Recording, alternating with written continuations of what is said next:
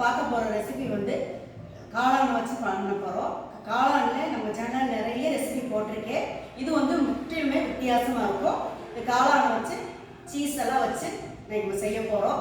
பிள்ளைங்களுக்கு காளான் ரொம்ப பிடிக்கும். சீஸு பன்னீர் எல்லாமே ரொம்ப பிடிக்கக்கூடிய ஒரு ரெசிபி தான். அதை விட இன்னைக்கு பார்க்க போகிறோம். வாங்க வீடியோக்குள்ள போய் பார்த்தாங்க. பார்க்குற போதே அப்படியே எப்போ எடுத்து சாப்பிட்லான்னு வருது. காளான் வந்து ஒரு பாக்கெட் வாங்கி நல்லா கழுகி எடுத்து வச்சுருக்கேன். இப்போ வந்து இந்த மாதிரி எடுத்து வச்சுக்கணும். இந்த மாதிரி எடுத்து வச்சுட்டேன். இப்போ இதெல்லாம் வந்து பொடி பொடியாக நறுக்கி வச்சுக்கலாம். இந்த தண்டெல்லாம் வந்து இப்போ பொடி பொடியாக நறுக்கி எடுத்துக்கணும். இது போல் நல்லா பொடியாக நறுக்கி வச்சுக்கணும். இப்போ ஆன் பண்ணி ஒரு கடாய் ஒன்று வச்சுருக்கேன். 2 பெரிய வெங்காயத்தை பொடியாக கட் பண்ணி வச்சுருக்கேன். அது போட்டுக்கலாம். வதக்கி விடலாம். வந்து வெங்காயம் வந்து ஒரு கண்ணாடி பதம் நல்லா வந்துருச்சு பாருங்கள். இப்போ வந்து 1 டீஸ்பூன் வந்து இஞ்சி பூண்டு பேஸ்ட்டு போட்டுக்கலாம். இது மிக்ஸ் பண்ணி விடலாம்.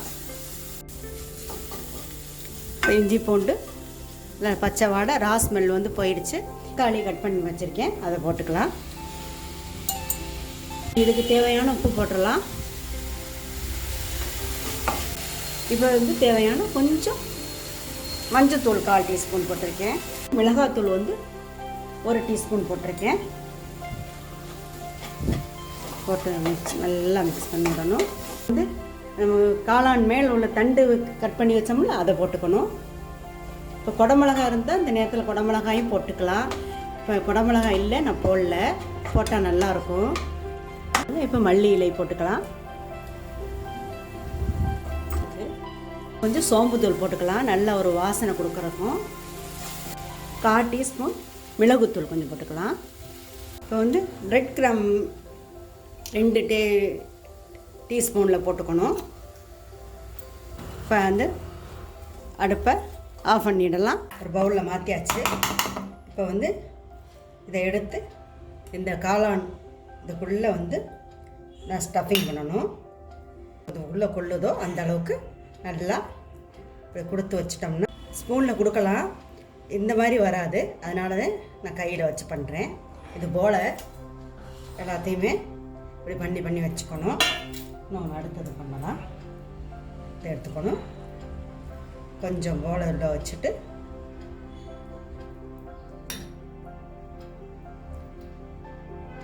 நல்லா வந்து அமுக்கி விடணும்.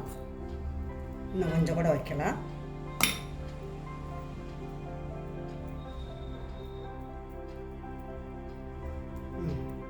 இது போல் தான் எல்லாத்தையுமே இது போல்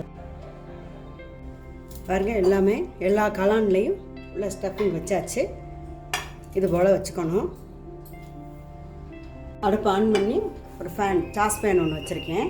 சூடாகட்டும். ஆயிடுச்சு. 1 டீஸ்பூன் ஆயில் விட்டுக்கலாம். இப்போ வந்து நம்ம வந்து இந்த காளானை எடுத்து வைக்கணும். இப்படி வச்சுட்டு இது மேலே கொஞ்சம் சீஸ் வச்சு விட்டுறலாம். இது போல் மிதமான அடுப்பில் வச்சு ஒரு 5 நிமிஷம் வேக வைக்கணும். 2 நிமிஷம் ஆச்சு பாருங்கள். ஓரளவு நல்லா காளான் வெந்திருக்கு பாருங்கள். இன்னும் ஒரு 2 நிமிஷம் இருக்கட்டும். வெந்துருச்சு. இப்போ எடுத்துடலாம். இது போல் ஒன்றா எடுத்து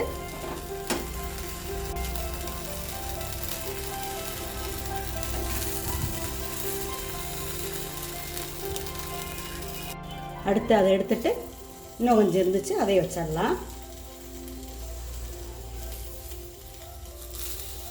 பாருங்கள், இதுவும் ரெடி ஆகிடுச்சு.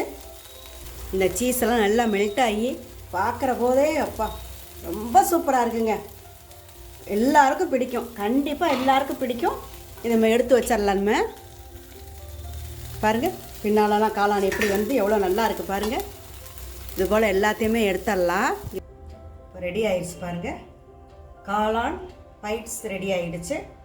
நீங்களும் இது போல் செஞ்சு பாருங்கள். பெரியவங்க சின்னவங்க எல்லாரும் விரும்பி சாப்பிடுவாங்க. இந்த வீடியோவை முழுமையாக கடைசி வரைக்கும் பாருங்கள். பார்த்துட்டு இந்த வீடியோ பிடிச்சிருந்தா லைக் பண்ணுங்கள், ஷேர் பண்ணுங்கள். பேச்சி சமையலுக்கு சப்ஸ்கிரைப் பண்ணுங்கள். நன்றி. அடுத்த ஒரு இன்ட்ரெஸ்டிங்கான வீடியோவில் சந்திக்கிறேன்.